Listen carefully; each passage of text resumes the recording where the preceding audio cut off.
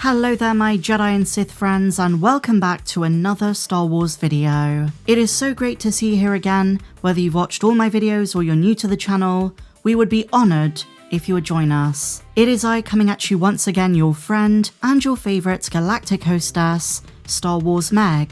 And today, we've got a very surprising update for the future direction of the Star Wars brand. Insider Jeff Snyder has reportedly seen what the roadmap going forward is going to look like, and he has just spilled the beans. We're talking about the future of Star Wars movies, Star Wars shows, creative aspirations, challenges, risks, Dave Filoni's vision. There is a lot to break down, but I should just say, even though Jeff Snyder is quite reliable with stuff like this, until it's confirmed by Lucasfilm or Dave Filoni, it's just hearsay. Always take rumours with a huge pinch of salt. We're talking about Lucasfilm where things change on a dime, even if the original info is right. So no more jibber jabber my friends, let's dive straight in.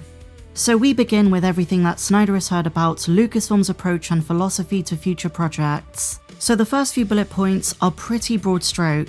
They say, exciting to launch projects with thoughtful franchise building. Star Wars thrives on a strong central core, clear narrative, and iconic characters while allowing careful innovation. I definitely agree with that premise. I think anyone would, regardless of if you like Disney Star Wars or you don't like it. But one thing that stands out to me is the phrase iconic characters. Now this is actually a pretty big deviation from something like the Mandalorian and Grogu. It's something which I've been hearing about behind the scenes. We're talking about Han, Luke, Leia, maybe even Rey, if they consider her one of those. But iconic characters are coming back, with a caveat of simultaneous innovation. Reading between the lines, they're talking about mixing older characters with the new.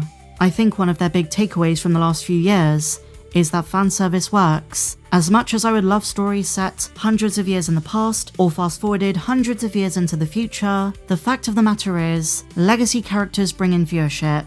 And then they say they're trying to balance aspirational storytelling with engaging the next generation of fans. But this is where things get convoluted, because their target audience, according to the new report, is between the ages of 10 and 70. Unless they're going to make different kinds of content for different audiences, that is a huge range. And at the end of the day, good Star Wars is both ageless and timeless. It's for everyone. But now we come on to two very juicy bits. Creators must be able to unlock stories within Dave Filoni's framework, which to me sounds like the future of Star Wars is going to be very Mandoverse centric.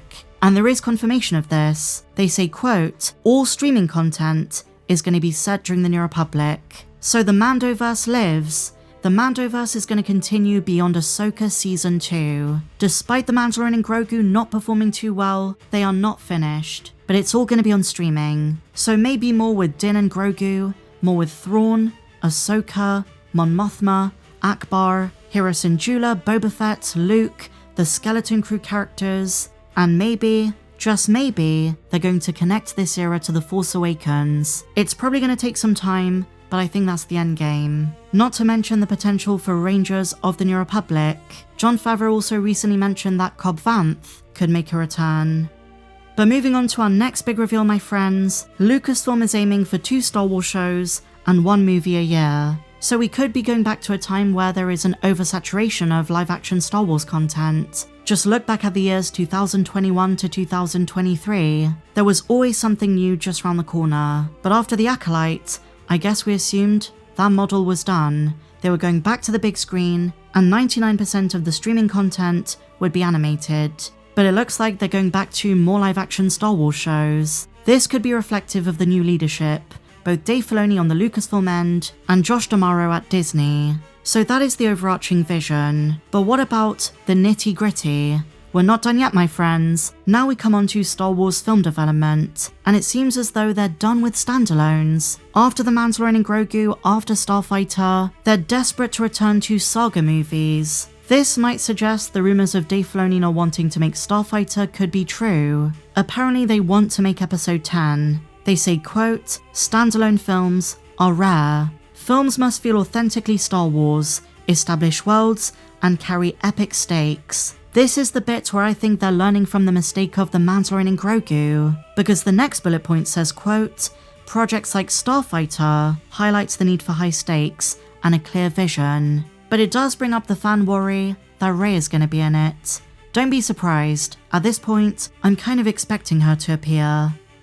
Next up, my friends, Lucasfilm states that development is going to blend internal ideas with external ones, pitches from the outside. This could actually do wonders for Star Wars stories. We recently heard a rumor that they're bringing back the writer's room, especially for the Mandoverse. John and Dave have made some great stuff, but I think it's time to get some external voices, especially if there are plans to bring in Andor characters. And why do I say this? Because according to Jeff Snyder, they want to do more with the Mandoverse, but also the breakaway hit, Star Wars Andor. Does this mean we might get more spin-offs? Are they going to bring characters like Vel and Clea into the Mandoverse? Could Tony Gilroy consult on that?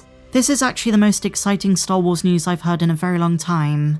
Yet another positive step they're taking, my friends, is they're going to allow experimentation with tone, genre, and structure. Shows must capture audience-like features. Now with this approach, there's always going to be an element of risk, but to reflect Tony Gilroy's words, I think it's worth it. He mentioned that maybe there's going to be a Star Wars horror project. Considering how massive the horror genre is at the moment, considering the Mandalorian and Grogu lost out to Backrooms and Obsession, I think it's time for a Star Wars horror movie. Why not do it about Darth Plagueis? Exploration of tone and genre might be the only way Star Wars evolves. At the moment, the franchise is in a very bad state. I think it's time to combine what fans have been asking for years with different genres of film.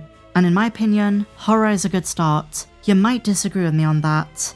In terms of animation, and this is another huge reveal, guys, immersive stories are going to be explored alongside the live action ones. This to me suggests that we are getting a New Republic animated show. Maybe the adventures of Luke, post episode 6. And finally, my friends, they talk about their strategic focus. In terms of actors, they want to focus on emerging and established talent, especially young adults, those between the ages of 18 to 25. And to finish things off, the most important bullet point, they want to maintain the balance of aspiration and fun. Star Wars must remain special. Some would argue they've already ruined that, but going forward, it seems like they want to bring the magic back.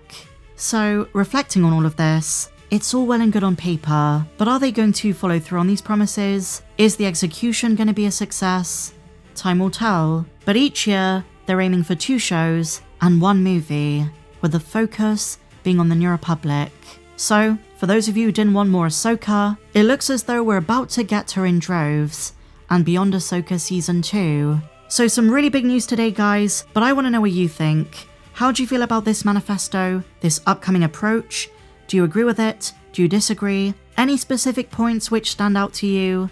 Let me know down below. And if you enjoyed this one, please be sure to give me a big fat thumbs up. Subscribe if you're new. Also, if you enjoy what I do here, guys, consider becoming a patron. Lots of fun stuff there, lots of exclusive videos, and even some of my own music, so go check that out. But until the next one, my dear friends, may the Force be with you, always.